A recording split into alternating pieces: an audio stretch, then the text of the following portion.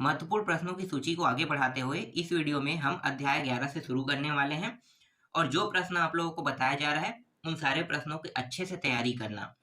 जितना भी प्रश्न हम बता रहे हैं ना, यहीं से आपको प्रश्न देखने को मिलेगा आपके वार्षिक पेपर में।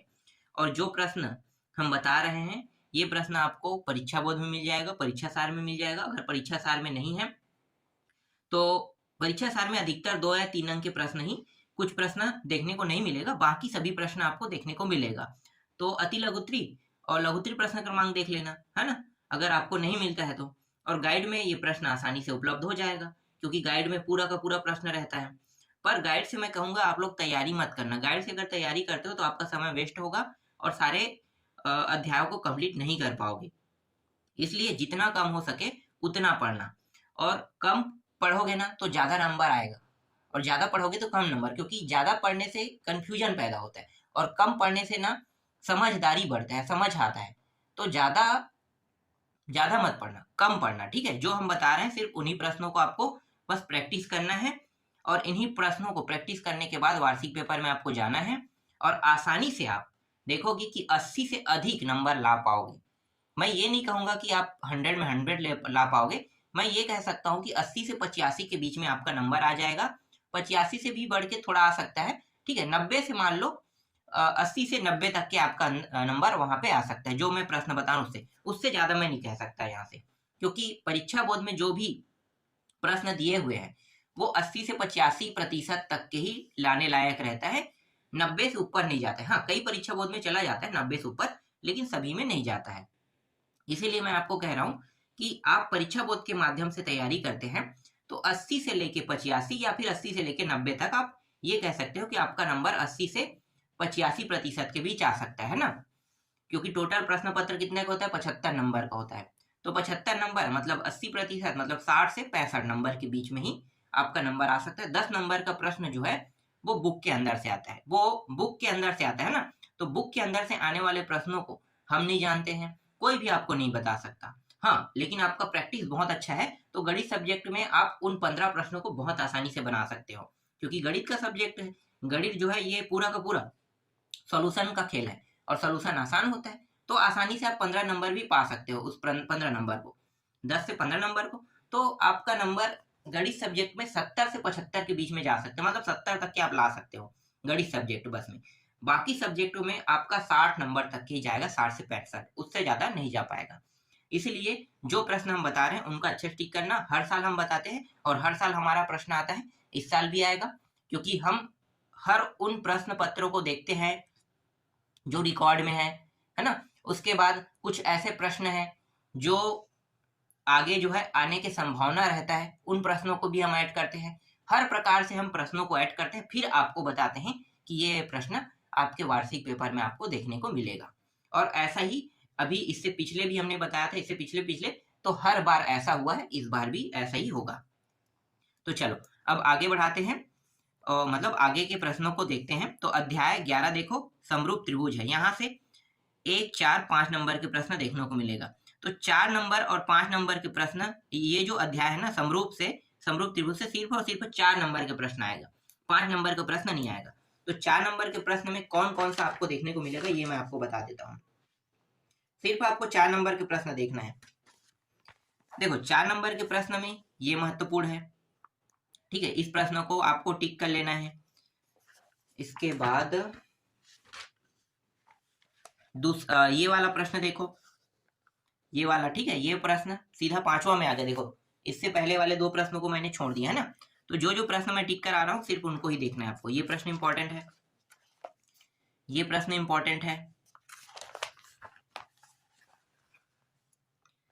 ये वाला प्रश्न भी इंपॉर्टेंट है, ठीक है। ये है 4 नंबर का। एक और प्रश्न है यहाँ पे छूट गया था, ये वाला प्रश्न, ठीक है। प्रश्न का नाम देखना, ये इंपॉर्टेंट है, ये इंपॉर्टेंट है, ठीक है। 9वां तक के हो गया। सिर्फ 4 नंबर के प्रश्न आएगा इस अध्याय से, ज्यादा का नहीं आएगा। 5 का मतलब 3 अध्याय मिल के ना 11, 12, 13, 4 और 5 नंबर के प्रश्न आना है ना। तो अध्याय 11 सिर्फ 4 अंक के। ये वाला प्रश्न इंपॉर्टेंट है, ये वाला प्रश्न भी इंपॉर्टेंट, इसको भी टिक कर लेना। फिर इस प्रश्न को भी आपको टिक कर लेना है, ठीक है। 12वां प्रश्न जो दिखाई दे रहा है, फिर दीर्घोत्तरी में ये वाला प्रश्न इंपॉर्टेंट है,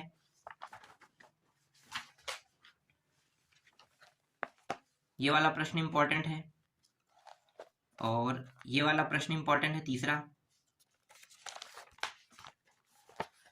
चौथा भी महत्वपूर्ण प्रश्न है, इनकी भी प्रैक्टिस कर लेना। ठीक है, तो इतना प्रश्न जो अभी मैंने दिखाया ना, 9 से 10 प्रश्न होगा, बस इतने ही प्रश्नों की प्रैक्टिस करना है अध्याय 11 में। ज्यादा प्रश्नों की प्रैक्टिस नहीं करना है, यही प्रश्न आपको एग्जाम में देखने को मिलेगा। अब अध्याय 12 में आते हैं। देखो अध्याय 12 भी वही है ना, 1, 4, 5 का आएगा, यहाँ से भी 4 अंक ही प्रश्न आएगा, 5 अंक का नहीं आएगा। वृत्त एवं स्पर्श रेखाएं, और ये जो प्रश्न आएगा ना अध्याय 11 और अध्याय 12 दोनों से मिला के आएगा।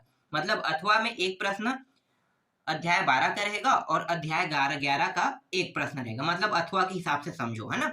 एक प्रश्न अथवा में, तो आप दोनों में से किसी एक अध्याय को अच्छे से तैयार कर लेते हो ना, तो भी आप एक प्रश्न को बना पाओगे। समझ में आ रहा है, एक प्रश्न को आप बना पाओगे। मतलब जरूरी है कि आपको सिर्फ अध्याय 11 बस देखना है, मतलब अध्याय 11 और 12 दोनों को देखना जरूरी नहीं है। आप अध्याय 11 बस को देख सकते हैं या अध्याय 12 बस को भी देख सकते हैं, क्योंकि एक प्रश्न अथवा में आना ही आना है ना। चलो देखते हैं। तो यहां से कौन कौन से प्रश्न इंपॉर्टेंट है, ज्यादा प्रश्न मैं नहीं बताऊंगा, लेकिन मैं कहूंगा दोनों अध्यायों को आपको देखना है। ठीक है, 11 और 12 दोनों को देखना है, जो प्रश्न मैंने बताया है दोनों को देखना है आपको। क्योंकि मैं यहाँ पे प्रश्नों की संख्या कम कर दिया हूं, तो मान लो मैं जो बता रहा हूं उनमें से अगर एक अध्याय देखते हो, है ना, तो एक अध्याय देखते हो तो वहां से आपको हो सकता है जो प्रश्न हम बता रहे हैं वो ना आए और अध्याय 11 वाला फंस जाए। ठीक है, तो एक प्रश्न फंसने के चांसेस हम बता रहे हैं, हम दोनों प्रश्नों के फंसने के चांसेस नहीं बता रहे हैं आपको। जो प्रश्न बता रहे हैं उनमें से एक फंसेगा ही फंसेगा। अथवा में आ रहा है ना, उसके हिसाब से एक प्रश्न आपको डेफिनेटली एग्जाम में देखने को मिलेगा, इसलिए आपको सारे प्रश्न जो टिक कराया जा रहा है उनको देखना ही देखना है। फिर ये प्रश्न इंपॉर्टेंट है, इसको देख लो। ठीक है, नाम से ढूंढना है ना, आसानी से आपको मिलेगा, नाम से ही ढूंढना है सारे प्रश्नों को। फिर दीर्घोत्तरी प्रश्न क्रमांक में, एक मिनट, यहाँ पे कौन सा प्रश्न है, हाँ ये प्रश्न है दीर्घोत्तरी प्रश्न क्रमांक 1 का पहला देखना। दूसरा प्रश्न, तीसरा प्रश्न, चौथा, पांचवा प्रश्न इंपॉर्टेंट है ये सारे, छठवां प्रश्न ये भी इंपॉर्टेंट है, इन सभी प्रश्नों को टिक करना और सबको अच्छे से रटना। सातवां और ये रहा 8वां। इतने प्रश्न बस को आपको देखना है, जितना आपको टिक कराया गया ना इतना। ठीक है, अगर आप एक अध्याय को भी छोड़ दोगे तो भी यहीं से एक प्रश्न फंसेगा, मुझे पता है, फिर भी मैं आपको रिस्क लेने नहीं दे सकता। आपको जितना बताया जा रहा है उन सबको आपको पढ़ना ही पढ़ना है। फिर देखते हैं अध्याय 13 को। देखो अध्याय 13 में क्या दिया है, रचना, है ना। तो रचना वाले अध्याय से 1, 4, 5 ये भी उसी के अंदर आता है, लेकिन अब जो आएगा ना यहाँ से सिर्फ 5 अंक के प्रश्न आएगा, सिर्फ और सिर्फ 5 अंक के, और 5 अंक के दोनों प्रश्न इसी अध्याय से रहेगा। एक प्रश्न अथवा में रहेगा और एक प्रश्न मेन प्रश्न में रहेगा। तो अथवा और मेन प्रश्न दोनों रचना वाले अध्याय से 5 नंबर के आपको देखने को मिलेगा। कौन कौन सा प्रश्न है देखते हैं। देखो ये वाला प्रश्न इंपॉर्टेंट है पहला, दूसरा प्रश्न इंपॉर्टेंट है,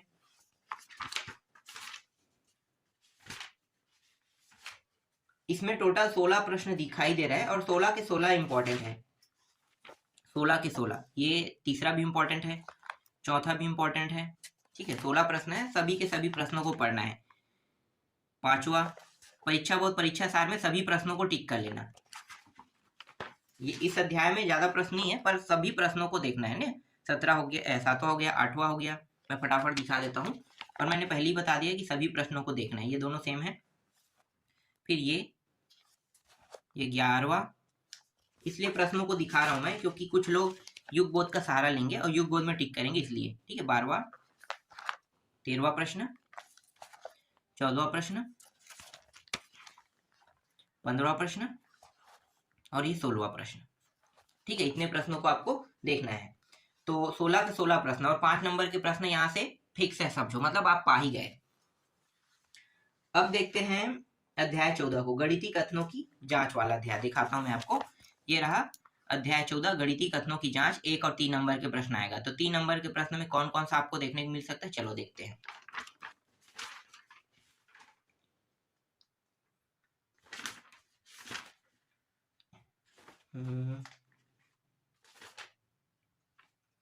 अध्याय 14 में भी आपको पूरा प्रश्न देखना पड़ेगा। 3 नंबर के एक प्रश्न के लिए पूरा प्रश्न। ठीक है, ये पहला प्रश्न है। इसमें जितने प्रश्न है सभी को देखना है। चलो मैं दिखा देता हूँ उत्तर भी। बहुत सरल सरल प्रश्न है। मैंने इस पूरे अध्याय को कंप्लीट करा दिया है और पढ़ा भी दिया है ना। पूरा अध्याय कंप्लीट है।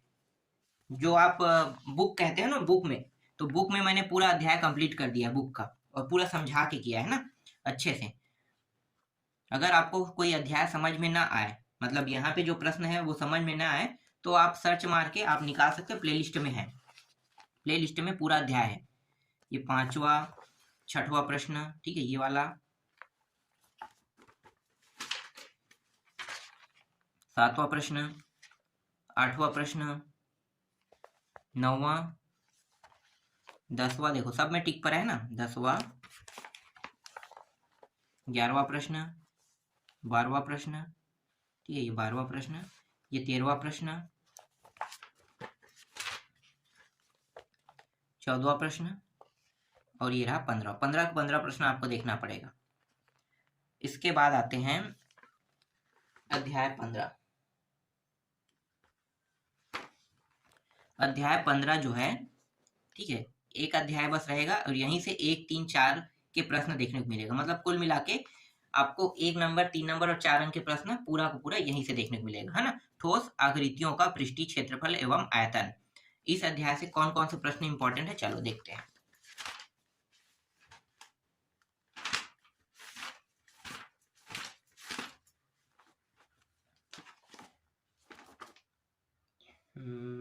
स्टार्ट कहाँ से करें, चलो ये देखो, ठीक है, ये प्रश्न इंपॉर्टेंट है, इस प्रश्न को देखना है, ठीक है, इसको छोड़ नहीं सकते, ये भी इंपॉर्टेंट है। ये प्रश्न भी इंपॉर्टेंट है, ये प्रश्न भी इंपॉर्टेंट है, और ये अभी इसको भी लेते हैं। 8वां प्रश्न भी इंपॉर्टेंट है। 5वां से हमने शुरू किया है ना। 9वां प्रश्न भी आपको देखना है, 10वां भी देखना है, ठीक है, 11वां भी प्रश्न,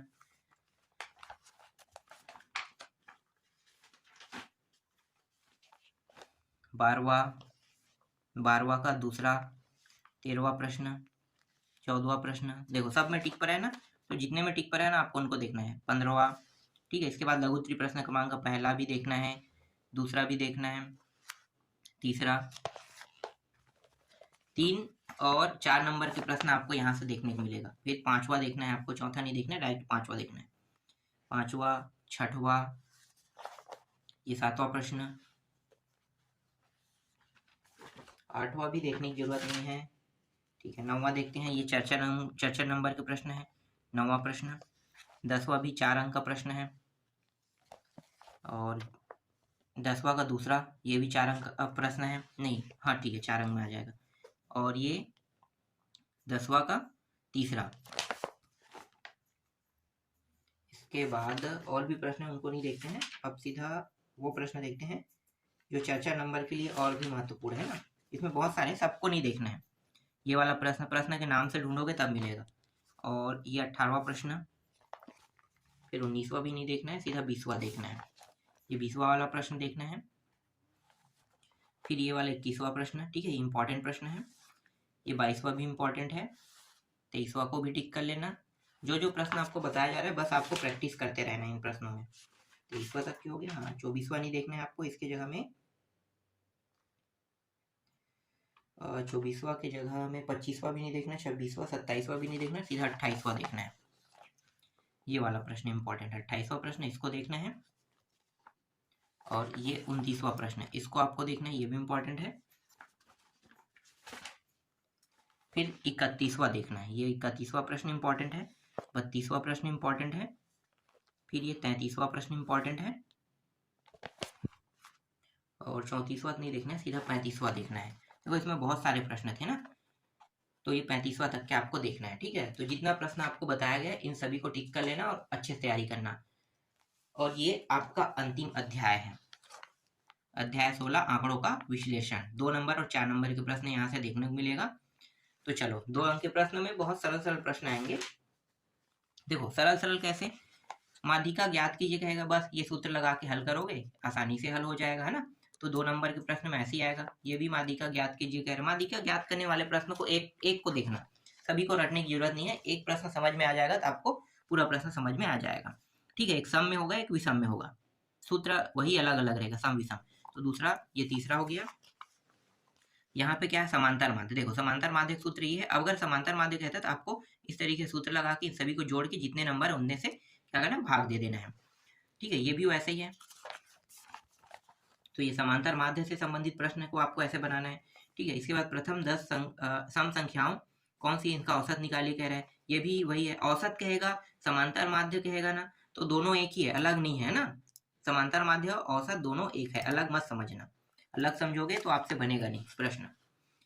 ये इसके बाद ये 10वां प्रश्न देखना है, ये इंपॉर्टेंट है। 11वां प्रश्न इंपॉर्टेंट है, ठीक है। औसत कह रहा है, यहाँ भी औसत ज्ञात की मतलब समांतर माध्य ज्ञात करना है, ठीक है। ये रहा 9वां। और इसे क्रम से, जब देखो जो भी नंबर है ना उसको क्रम से जमा लेना, ठीक है। सबसे छोटे को पहले और सबसे बड़े को सबसे लास्ट में, अगर क्रम सही से ना हो तो तभी तो आप निकाल पाओगे समांतर माध्य। देखो 13वां तो नहीं, 13वां छोड़ दो, 14वां प्रश्न देखो, फिर 15वां प्रश्न देखो, इंपॉर्टेंट है। 16वां नहीं, 16वां इंपॉर्टेंट नहीं, 17वां है। 17वां प्रश्न देखो, ये इंपॉर्टेंट है, ठीक है। ये दो नंबर के प्रश्न बता रहा हूँ, ये 18वां हो गया, ठीक। अब हम लोग देखने वाले हैं चर्चा रंग के प्रश्न। और चर्चा रंग के प्रश्न में कौन सा आपको देखने को मिल सकता है, चलो मैं आपको बता देता हूँ। चर्चा रंग के प्रश्न में आपको बहुलक से संबंधित कोई प्रश्न देखने को मिल सकता है। अगर बहुलक से आता है प्रश्न, है ना, जैसे ये पहला प्रश्न है, तो आपको हल इस तरीके से करना है। बहुलक का आपको सूत्र पहले याद करना है, ठीक है। इसके बाद देखो यहाँ पे एल किसे कहते हैं, F0 किसे, F1 F2। इसके लिए आपको ना अध्याय 16 को देखना ही पड़ेगा। मेरा जो मतलब मैंने जो वीडियो बनाया था ना, अध्याय 16 का पूरा कंप्लीट करा दिया है। और प्रश्नावली 2 में आप लोग जाना और मेरे वीडियो को देखोगे तो ये पूरा आपको बहुत बारीकी से समझ में आएगा। पूरा टॉपिक, हर एक चीज मैंने बहुत बारीकी से पढ़ा है, तो ये आपको अच्छे समझ में आ जाएगा। प्लेलिस्ट में लिंक है, ठीक है। कक्षा 10वीं के नाम से होगा, न्यू वीडियो, न्यू क्लास कक्षा 10वीं होगा, या कक्षा 10वीं में जाना, ओल्ड वीडियो भी है, नया वीडियो भी है, दोनों आपको मिल जाएगा। और पूरा पूरा एक अध्याय से लेके 16 अध्याय तक है। तो जो डाउट है ना उसको अगर क्लियर करना चाहते हो, जैसे ये समझ में नहीं आ रहा है, तो आप उन वीडियो को देख के डाउट क्लियर कर सकते हो। इसके बाद ये वाला भी प्रश्न इंपॉर्टेंट है, ठीक है। इसमें निकालना क्या है भाई, देख लो, माध्य ज्ञात करना है। तो ये जो है इस तरीके से अगर दिया रहेगा ना, तब माध्य आपको इस सूत्र से निकालना है। देखो इस तरीके से आपको करना है, ये इस तरीके से, ठीक है। बारंबारता, फिर मध्यमान, फिर इन दोनों को गुणा करोगे तो ये आ जाएगा, ठीक है। और तीसरा तो नहीं देखना है, तीसरा इतना इंपॉर्टेंट नहीं है। हाँ, चौथा देख लेते हैं। चौथा भी एग्जाम में नहीं आएगा, आप चाहो तो इसको छोड़ देना, ठीक है। पांचवा देखें, पांचवा क्या है, इसका माध्यिका ज्ञात कीजिए। 4 नंबर के हिसाब से नहीं है ये, इसके भी आने के चांसेस नहीं है, टिक तो मैंने करा दिया है। चाहो तो आप इसको भी छोड़ सकते हो, है ना। सीधा आप दीर्घोत्तरीय प्रश्न क्रमांक का एक देखो, ये प्रश्न इंपॉर्टेंट है। समांतर माध्य ज्ञात कीजिए कह रहे हैं, बस समांतर माध्य ज्ञात करने के लिए कहेगा तो आपको ये याद रखना है कि इस तरीके से आपको करना है, ठीक है। देख लो सूत्र क्या है, ये रहा समांतर माध्य। दूसरा प्रश्न देखो, ये इंपॉर्टेंट है। बहुलक कहेगा तो बहुलक के लिए ये सूत्र है, सूत्र याद करना। और यहाँ से जो जो मान निकालते हैं, कैसे निकालते हैं, यहाँ पे मैंने पहले ही रख दिया है, ठीक है। तो ये प्रश्न इंपॉर्टेंट हो गया। तीसरा प्रश्न भी इंपॉर्टेंट है, माध्यिका है, मतलब ये माध्य निकालना है ना। माध्यिका का सूत्र अलग है, तो माध्यिका का सूत्र मैं आपको दिखा देता हूँ। देखो माध्यिका इस तरीके से निकाला जाता है, ये 4, फिर इन दोनों को जोड़ के 10, फिर 10, ये 10 हो गया ना, 10, फिर ये 10 20, फिर ये 20 और 7 27, 27 और 3 30, 30 और तो 32, इस तरीके से जोड़ा जाता है। तो यही क्या होता है, n का मान होता है। सबसे बड़ा क्या है, 32, तो 32 ही n का मान है, या इन सभी को जोड़ कितना है, 32 आ रहा है। और देखो माध्यिका ज्ञात करने का सूत्र ये है, इसी सूत्र से ही प्रश्न बनेगा। तो 4 नंबर के जो प्रश्न आपको देखने मिलेगा, एक हो सकता है वो बहुलक से हो सकता है समांतर माध्य से हो सकता है, और हो सकता है माध्यिका से। 3 ही टाइप के प्रश्न है। अगर तीनों में से एक एक प्रश्नों को अगर आप बना लेते हो ना, तो गारंटी यहाँ से जो 4 नंबर का प्रश्न आएगा वो आपसे बन जाएगा, छूटेगा नहीं। और ये वाला प्रश्न देख सकते हो, यहाँ पे समांतर माध्य कह रहे हैं, तो आपको पता है समांतर माध्य कैसे निकालते हैं, है ना। सूत्र तो पता होगा, ये देखो वही सूत्र है, ये देखो ये दोनों बिंदु पॉइंट, है ना। फिर इसके बाद ये कौन सा प्रश्न है, ठीक है, इसमें माध्यिका ज्ञात करने के लिए है, ठीक है। 5वां प्रश्न माध्यिका ज्ञात करना है। छठवां नहीं देखना है, सीधा आ जाते हैं सातवां पे। सातवां प्रश्न देखो, ये इंपॉर्टेंट है, ठीक है। ये वाला प्रश्न क्या निकालने के लिए, माध्यिका। माध्यिका का सूत्र आपको पता होगा, ठीक है। यहाँ पे लिखा भी प्रश्न क्रमांक 6 की तरह देखे कह रहा है, तो वही सूत्र लगाना है आपको। फिर आठवां देखो, ये आठवां जो है बहुलक से संबंधित है, ये सूत्र देख के मुझे पता चल जाता है, ठीक है। तो आठवां ये बहुलक ज्ञात करेगा, तो बहुलक का सूत्र निकालना है, बस। सूत्र मतलब याद रखना है, तो आसानी से ये सारे प्रश्न बन जाएंगे। फिर 9वां 10वां नहीं देखना है आपको, नहीं 10वां का एक प्रश्न देख लेते हैं। 10वां क्या है, देखो ये वाला प्रश्न है, आएगा तो नहीं, फिर भी मैंने टिक कर दिया है, ठीक है। इसके आने के चांसेस नहीं के बतौर है, छोड़ भी सकते, चलो छोड़ दो उसको। सीधा 11वां देखो, ये प्रश्न इंपॉर्टेंट है, इसको देखना है आपको। और बहुलक से बहुत सारे देख लिए ना, तो 12वां को देखने की जरूरत है, सीधा 13वां में आते हैं। ये वाला प्रश्न इंपॉर्टेंट है, इसको देख लेना। बस इतने ही प्रश्न है, तो जितना प्रश्न मैंने अभी आपको बताया ना, सबको टिक कर लेना और इन्हीं प्रश्नों की प्रैक्टिस करना।